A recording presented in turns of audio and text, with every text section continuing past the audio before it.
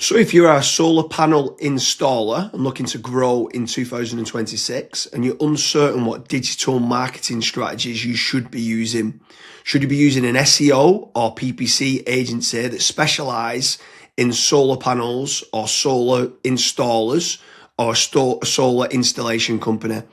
Kasra, before a solar panel installation business owner starts to look to spend any money, what piece of advice would you give them? So for solar installation companies, the biggest piece of advice that I would give, especially if you're trying to scale out your digital marketing, is making certain you're checking profitability. You want to set up some KPIs so you know exactly how much money you're spending, across which channels that money's being spent on, and where the leads are actually coming from. So which channels are actually profitable. Once you actually have those figures in place, that's when digital marketing becomes a lot more profitable. You can actually scale certain campaigns up that's working for you, or switch certain campaigns off that's not working for your business as well. So James, for solar installation companies, what are some digital marketing strategies that you would recommend? Branding or brand SEO and making certain that you're looking good online, you've got a strong reputation. I think everything needs to start, the foundations need to start with a positive kind of brand SERP of who you are and what you do.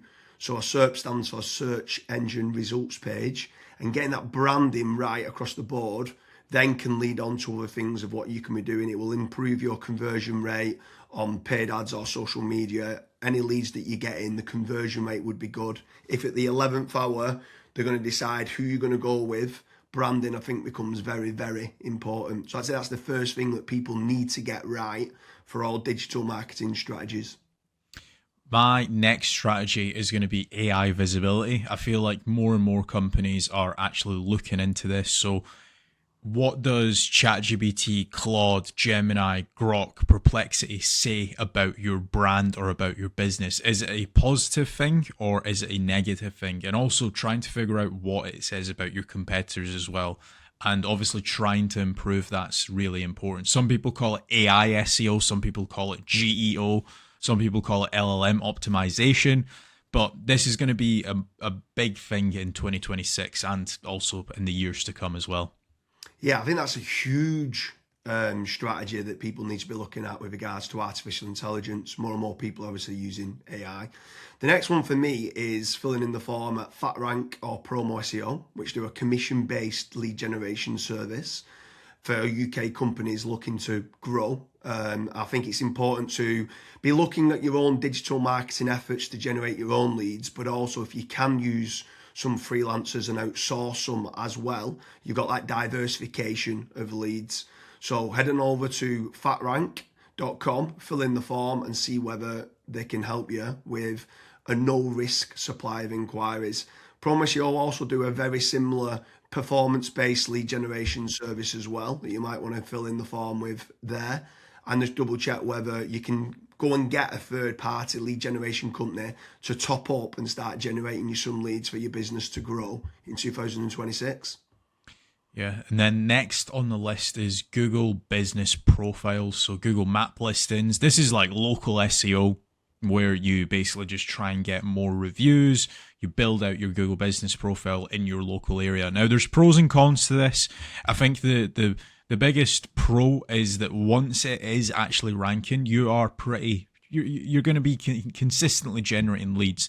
However, to get from nowhere, like let's say you do not have a Google Maps listing at all, to get it ranking to position number one, the issue you've got with that is there might be, let's say, a 60 or 100 review deficit. And to obviously get those reviews, you need leads. So it's one of those things. It's like the chicken and the egg. I for one just think it's good for personal branding or for branding of your company. So always try and get the Google Maps listing, but you should always know the pros and cons to it as well. Yeah, for certain. If you're in a local area, you want to try and get those local maps listing. For me, you need to be omni-channel and omnipresent. Yeah. I think the next part is SEO in general, so organic SEO. Can you be building up your website to try and get your website ranking better? If you are in local area, you might want to do your service with the area of where you cover. So like plumbing in Manchester, create a page for that. Hopefully then share that on the Google business profile of what you mentioned. But trying to get organic rankings, the amount of search volume that people are out there searching for different services of what you do, or it could be some blog posts that you could be doing as well. There's different strategies on there that you can be doing, but ideally you want good quality content, build up topical authority, and try and get some third-party backlinks to power up the site to get those organic SEO rankings. I think that's another big part that you need to be doing as part of your digital marketing strategies in 2026. Yeah, and then the next one, which kind of ties back to what you were saying before, James, is obviously organic social media. Now, organic social media, I think it's more of a numbers game. So try to create good content that your audience would actually view. Like I see this time and time again where I look at brands and they've just published maybe 4 or 5 posts on their Instagram profile and they've not been active for 3 years, right? That's not going to drive you sales. But if you can do how-tos, if you can do guides, maybe you can do before and afters, right? If you can do content like that, that way people will see you on socials and they will actually click to actually figure out more about you, fill in the contact form. The caveat to organic social media, yes, it's free to do. It's not like PPC, for example, but it is very much a numbers game. So you want to be consistently uploading, maybe not every day, but at least 3 or 4 times a week. Yeah, for sure. On the subject of social media, paid social ads as well is massive. I'm a massive advocate of the kind of the dollar a day strategy of what people talk about. So if you are going to be taking the time to be posting every day, like you mentioned there, for organic social media, just spending a few pounds on those posts and boosting it. So getting case studies, any awards that you've won as well for reputation, and starting boosting that. You can also be running retargeting ads. So if anyone's clicked through to your website, you can be running retargeting, which is paid social as well. Different places like Meta, so whether that's Facebook and Instagram, you've got Twitter, you've got YouTube, you can be running Pinterest, you can even run in places like Reddit as well, for paid ads. And I think paid social media is still an untapped market for digital marketing strategies. Yeah. The next one is it's probably a love-hate relationship. It's PPC, right? Google AdWords or doing it on Bing, wherever. That's basically the sponsored results. So if you search for a service, it's above local SEO. Now, I have spoken, and both myself and James, we've both spoken to so many business owners that are either they've spent 10, 15, 20,000 pound on it, and they've not had a single result, or they might have had a few leads and it's just not been of quality. Or you've got other guys that have spent hundreds of thousands on it and they're like, it's the best thing that's ever happened to my business. Now, the reason why people are either they absolutely love it or they absolutely hate it is probably down to how it's been set up. Like there's so many different nuances to PPC. Like for example, having a really proactive negative keyword list, making certain that you have a set of banned IPs. Like, for example, your competitors could be clicking on your ads and that's deemed as what's called click fraud. Making certain that you've got a high converting landing page, making certain that you KPI your sales team. So when a PPC lead comes in, that is one of the first priorities that they actually take when it comes to contacting the lead. There's all of these different nuances, and if you're not on the ball with PPC, it's probably not going to work for your business. However, if you've got a really good, well-refined sales team, you've got a really good landing page, you've got a well-kept, up-to-date negative keyword list, you are using click fraud software, at that point, it will actually probably perform well for you. But again, just know the pros and cons to PPC. Yeah, for sure. There's certainly pros and cons. There's benefits of using it to get instant leads. But like you said, the amount of people that we speak to that have burnt a lot of budget and not had the inquiries and stuff that's come through as part of the digital marketing is pretty scary. While we're on the subject of paid, obviously we spoke about paid social ads and now you've spoke there about PPC with Google or Bing. I'm going to throw in the mix paid ads on AI platforms. It's not fully rolled out as we're doing this video, but I know that ChatGPT are looking to try and roll out ChatGPT ads. Claude, Perplexity, other kind of LLMs might start rolling it out in 2026.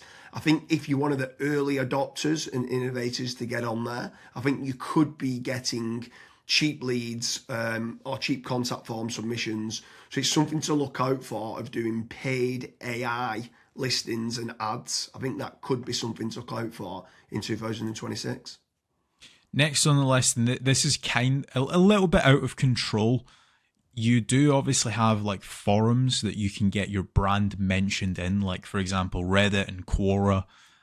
That very much comes down to the after fact. Like, where are your customers that you've been dealing with previously? Are they actually raving and shouting about you? If they are, then that's a very good resource of getting other people recommending you. So if you can get that, again, it's a little bit out of your control, but asking for reviews, asking for them to recommend you to friends, to people, that can obviously generate you a decent amount of leads and inquiries as well. Yeah, for sure. And the add-on benefits to places like Reddit is that it's getting cited so much now in the AI overviews. So when you spoke there early on about AI visibility, if you can try to get a positive kind of lot of people talking about the products and services of what you do and some reviews on there, it's indirectly then going to help you, or directly actually is going to help you with AI visibility. And then the last one for me is tradesman websites. So like Check a Trade, Bark, or teaming up with a third party lead generation company. Something I would say with all of these practices, Kasra touched on earlier about making certain that you understand your KPIs and your ROAS, return on ad spend. I think it's very important for business owners that are doing any sort of digital marketing to be tracking how much time and effort's being put into, let's say, running organic social media or running paid ads. Everything should have KPIs put in place. And this is exactly the same then with tradesman websites like Check a Trade, Bark, Rated People, My Builder. These could all be amazing platforms to generate leads that could get you a positive return on investment. And if you do, you should continue to be using those platforms. There's certain lead generation companies out there as well that could generate you quite a lot of leads. They could be using organic SEO or PPC or social media ads to generate you those leads. But if they are getting you a positive return on investment, again, I'm all for it as part of your digital marketing strategies. But I just want to repeat one more time with regards to FatRank and Promo SEO. They do lead generation and they guarantee a return on investment. It's a commission-based lead generation service or performance-based lead generation service. So make sure you head on over there, fill in the form. That could just be one part of generating leads of many. You should be trying to generate your own. You should never have a single point of failure, and you should be trying to get that diversification. But make sure you head on over to Promo SEO or FatRank lead generation service as part of your digital marketing efforts in 2026. Thank you very much, Kasra.